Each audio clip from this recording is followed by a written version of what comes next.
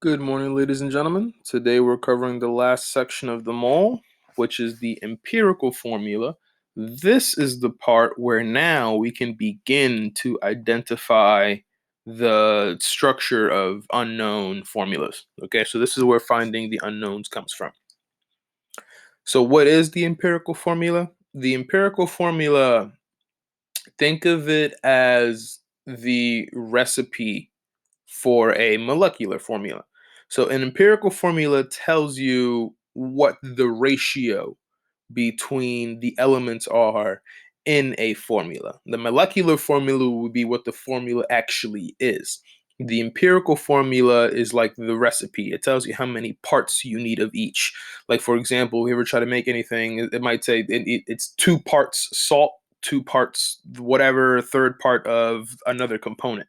So the empirical formula is just a recipe. Okay, it tells you what the smallest whole number ratio you need for each particular formula. Okay, whole number ratio. That's important. We're never working with decimals here. Okay, the empirical formula is the smallest whole number ratio of all the elements in the molecular formula. Okay, for example, let's say we have benzene.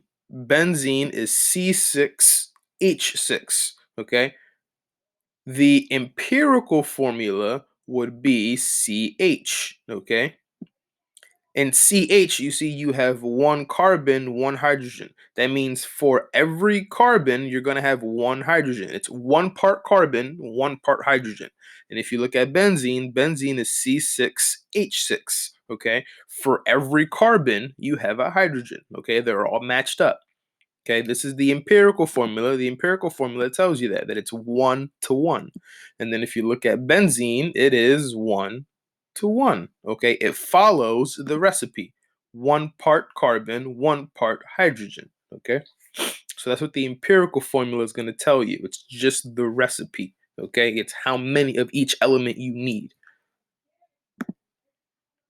Now, there are some steps involved in determining the empirical formula. Namely, we need to know how to find percent by mass. That is why the percent composition section came before this, okay? After that, the rest of the steps we now know how to handle, and we can end up getting to the empirical formula, okay? So here they provide other context, some more examples. So there are situations where the empirical formula and the molecular formula can be the same, okay? So, for example, let's say we're talking about hydrogen peroxide. Hydrogen peroxide is H2O2. The empirical formula would be HO or OH, however you want to look at it. Okay? Because if you look how many hydrogens and oxygens you have 2 of each. That means the ratio is a 1 to 1.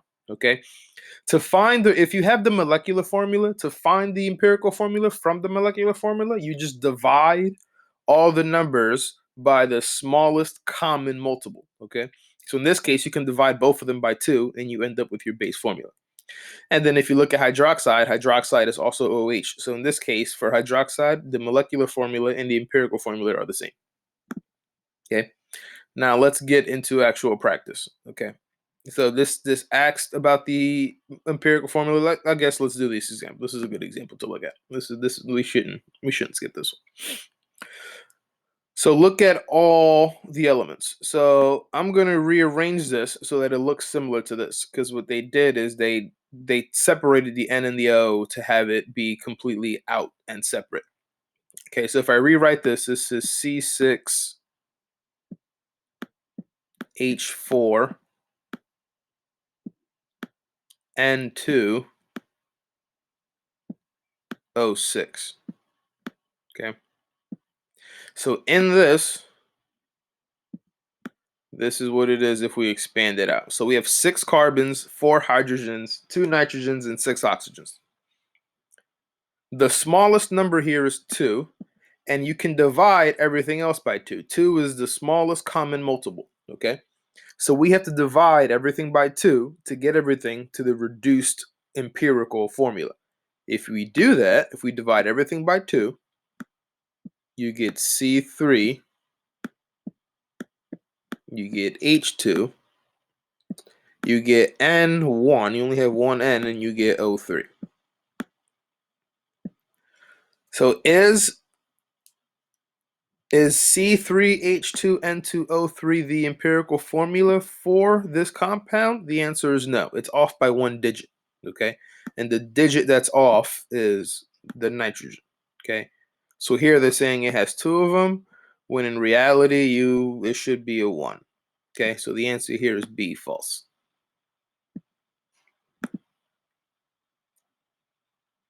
And then I'm not going to do any other examples until we do it at least one time, okay?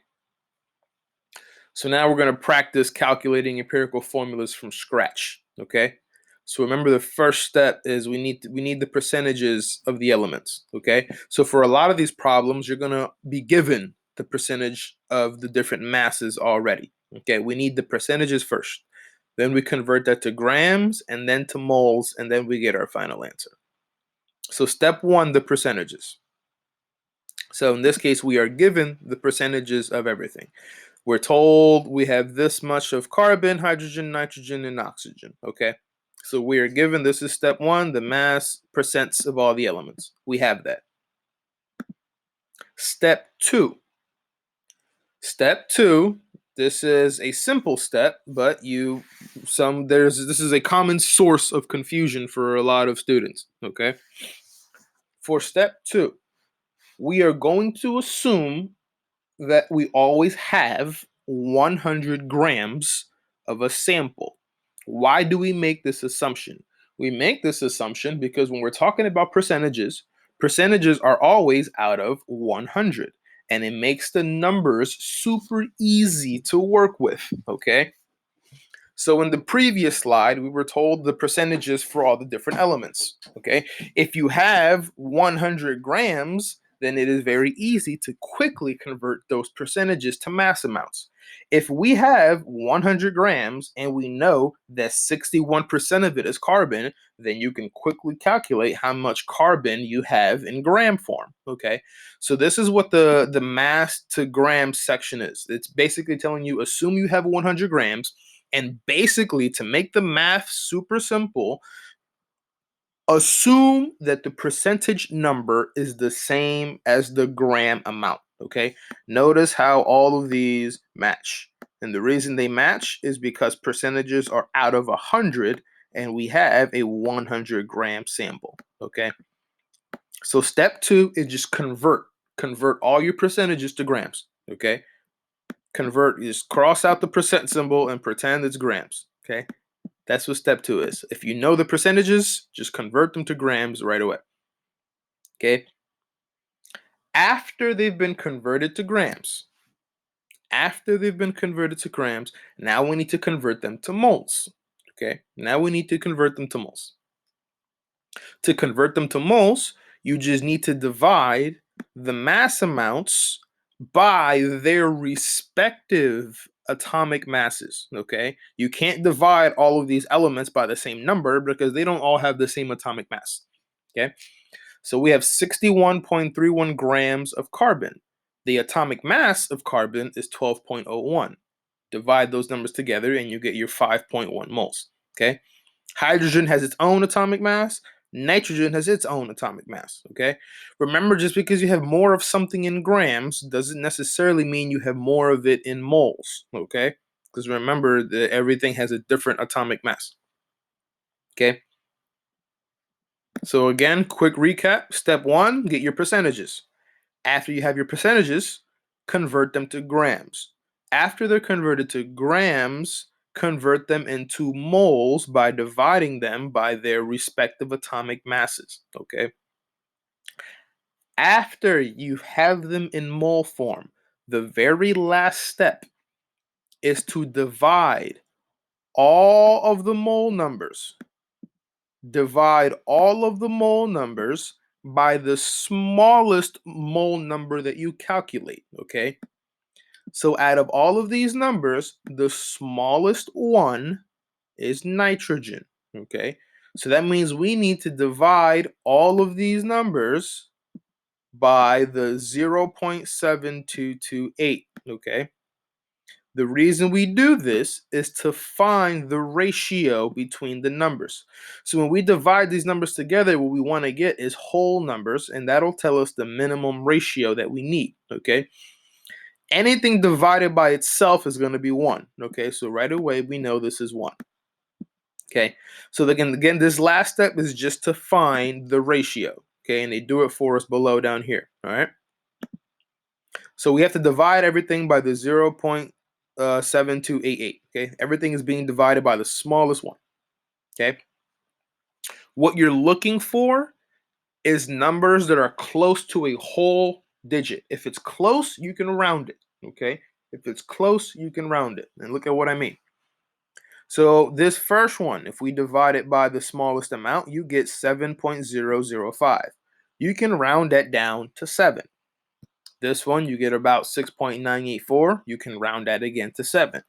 Anything divided by itself is going to give you 1, so this is 1. And then the oxygen, if you divide that, you get 2.001, which can be rounded to 2. These numbers, oopsie, I didn't mean to cross it out, so I wanted to circle it. These numbers are your ratios. This is your recipe, okay? This is your recipe. You need 7 carbons. You need 7 hydrogens. You need 1 nitrogen. And you need 2 oxygens, okay, to make 1, okay? And this is the empirical formula, and they have it right down here as well, okay? This is your empirical formula. This is your base recipe. Now you can scale this up, okay? If I scaled it up, let's say I wanted to make double the size. I want to use this recipe to make 2, okay? Then you would just scale it and just multiply everything by 2. So this would be C14, H14, N2, O4. Okay? This is an example of a molecular formula that has this as its empirical formula. Okay? This is following that recipe. It's following all the parts. Okay? You need, for every 1 nitrogen, you need 7 carbons, 7 hydrogens, and 2 oxygens. We have 2 nitrogens, which means we need to double the rest of them, okay? That's how you scale up, okay? That's an example of how you calculate an empirical formula from scratch, okay? Here's another example. They give you the percentages, and again, this time we don't have oxygen. There's no oxygen, it's just carbon, hydrogen, and nitrogen. They give you the percentages. Convert the percentages to grams right away. Notice how the numbers match. They just convert them to grams right away. After that, find the number of moles you have. What is the smallest number here? The smallest number is 1.72. Then you divide all the moles by 1.72. That's what you see this next step is. Okay, all of them are being divided by the smallest mole amount. All of them are being divided by 1.72. And then if the numbers you get are close to a whole number, you can round it. Okay, so this gets rounded to 3, this gets rounded to 8. If this was something like 7.6, if this came out to be 7.6 instead of 7.96, what you do in that situation is you have to multiply it until it's gone. Okay, so let me give you an easy example. Let's say it was 7.5. Let's say this came out to be 7.5.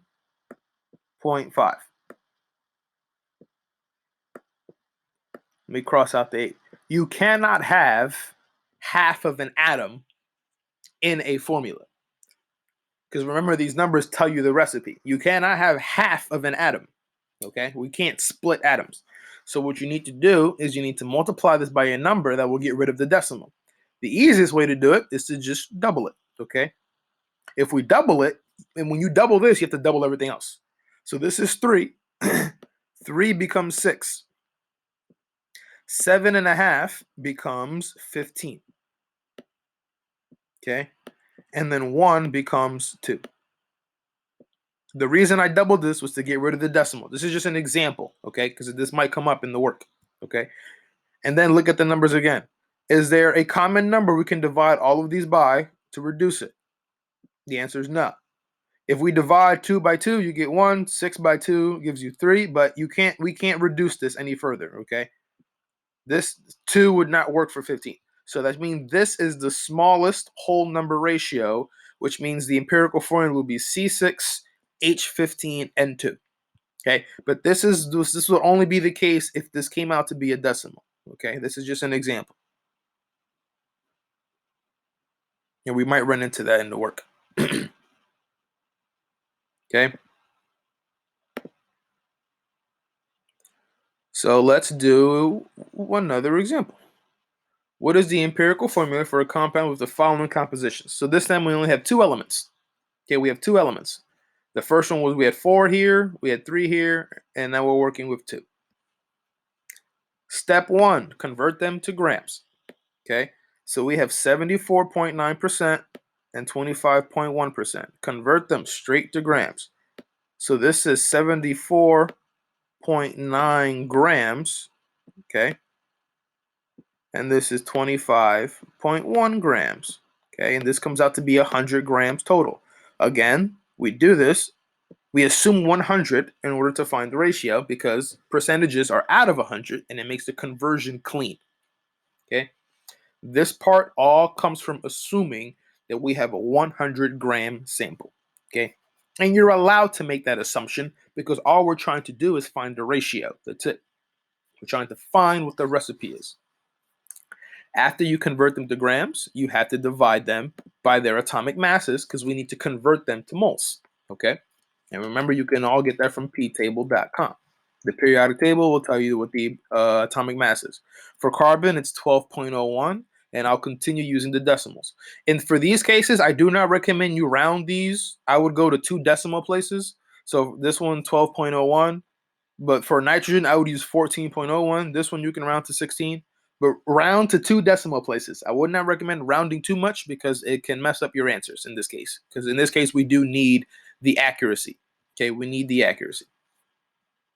So we need to divide the 74.9 by 12.01. Okay. So step 2 is converting to moles.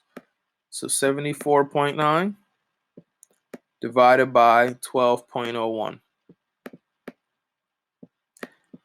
And this is going to come out to be, get the trusty calculator.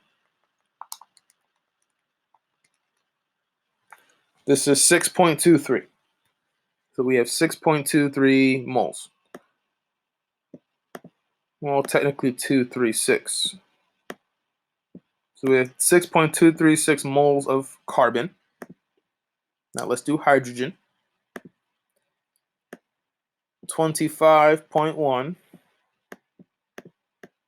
divided by, it's not exactly 1.01, okay? So divide that by 1.01.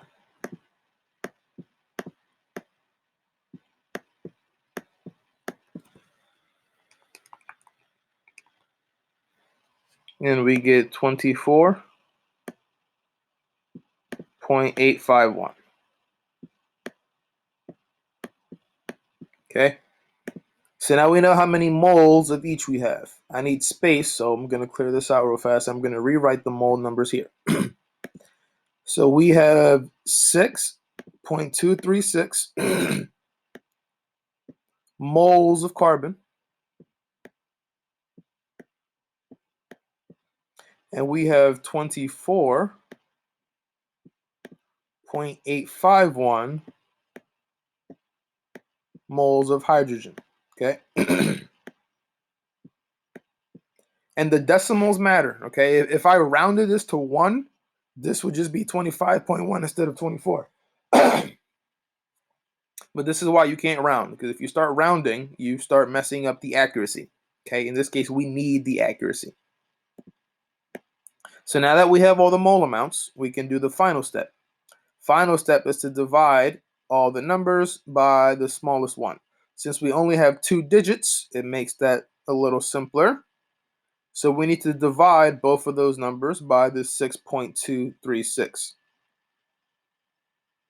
If you do that, you're going to get 1 for the carbon, obviously.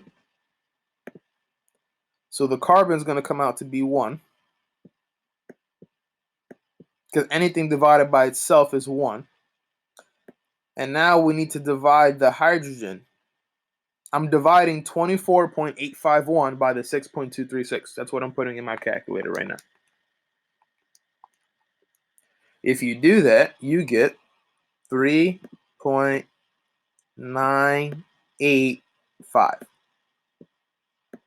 This is very close to 4. So you can round this to 4. Okay, this is very close to 4, so you can round it to 4. So now I have my two numbers. What this tells me is that for every one carbon, you have 4 hydrogens. So the empirical formula is CH4. Okay, so our final answer would be A. Okay, that is how you calculate empirical formulas from scratch with the percentages. Okay, how are you on time? 21 minutes. Okay, so there are more examples I can do in here, but there are also there's the work that I want you to do as well. So I'm actually going to do one of the examples from there. Okay, so there's only 3 problems on today's sheet.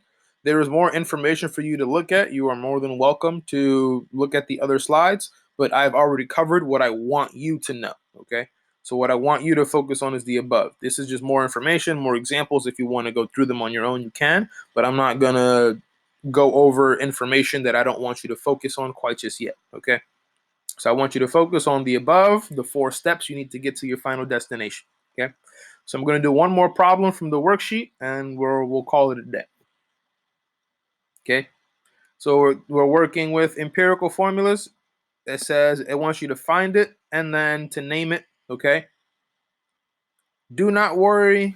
Well, if you can name them, I'll leave the naming portion in there. But just know that I'm not focused on the name. Why? Go away. I'm not focused on the name. I'm not worried about the naming pieces just because a lot of these names are going to be a little complicated because some of them have 4 or 5 elements. Okay, we've never practiced naming 4 and 5 elements, but you are more than welcome to attempt. Okay, if you follow the naming convention. Okay, you guys know how to do the naming conventions. Okay, these would be considered to be molecular formulas, so just follow the molecular naming convention and you can come up with the names with the di, the tri, the prefixes, and things like that. Okay, but do not concern yourself with the naming piece. I'm more concerned with making sure you get the right formula. Okay, so number 1, they give us the percentages. We have 24.7% calcium, hydrogen, carbon, and we have the percentages for oxygen. Step 1 is just to convert them to grams. Okay, convert them to grams. So we have Ca. Writing this all out is going to be kind of difficult because it's hard to write with this. Calcium, hydrogen, carbon, oxygen. Okay, so I'm going to do my best to write as small as I can. So we know how many grams we have of each. Step 1, convert them all to grams. So we have 24.7 grams of calcium, 1.2 grams of hydrogen, 14.8 grams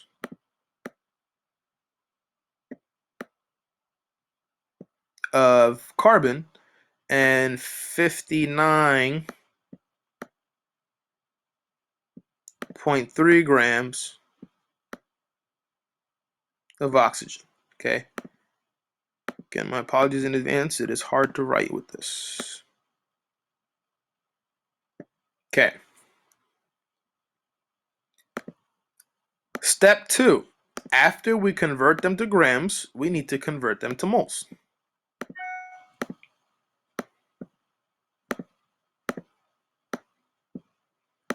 So we need to divide each of them by their atomic mass. Calcium. For calcium, what are we using? Calcium would be 40.08. This is what I'm going to use for calcium. So this is going to be 40 0.08 to convert that to moles. This we're going to divide by 1.01 as we did before. This one we're dividing by 12.01 like we did before.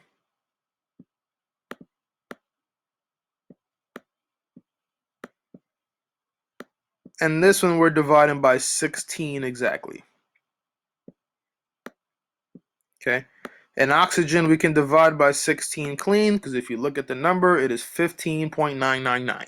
You can round that to 16. Remember I said 2 decimal places. You can round that to 16. So this step, this converts everything to moles. Let me put everything in my calculator and get these for you. 24.7 divided by 40.08. Go away. 1.2 divided by 1.01. 14.8 divided by 12.01. And 59.3 divided by 16. Okay. So this first one would be 0.616.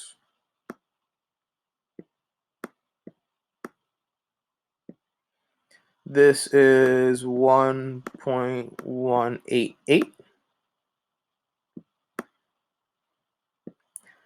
This one is 1.232.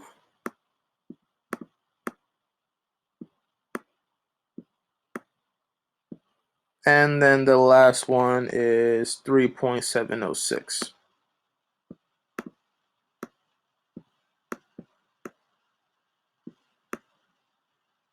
Okay. Now, what is the smallest number here? The smallest number is this one. So we need to divide all of them by that number. Okay. So all of them need to be divided by the number in green. Okay. And this will tell us our ratio. So again, this first part is in grams. After we divide it by their atomic masses, now they're in moles. And now that they're in moles, we have to figure out the ratio. And we do that by dividing by the smallest mole amount that we have, okay, to tell us the minimum for the recipes, okay? So obviously this is going to come out to be 1. Okay? Anything divided by itself is 1. Okay? And now we start doing the rest of them. 1.188 divided by 0.616. This comes out to be 1.929.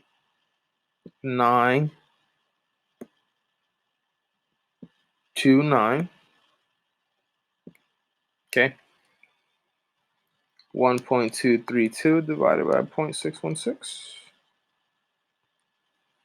This comes out to be 2 exactly. And then 3.706 divided by 0.616. This comes out to be 6.016. Okay? This is pretty close to 2. I'm okay with rounding this to 2. This one's a little iffy just because it's like 1.93. It's a bit of a jump, but it's not that big of a jump. Okay? So I'd be okay with rounding this to 2. And this one is close enough to 6 that you can round that to 6. Okay? So now we have all of our numbers, and we can say our final empirical formula. So we have all the parts we need for each. So for every 1 calcium, you need 2 hydrogens, you need 2 carbons, and you need 6 oxygens. Okay. This would be the empirical formula for number 1. Okay. And that's how you calculate empirical formulas from scratch. Okay. Thank you guys for your time. This is what you're going to be working on today. If you have any questions or concerns, as always, please feel free to reach out. Hope you guys are doing okay. Take care and enjoy the rest of your Tuesday.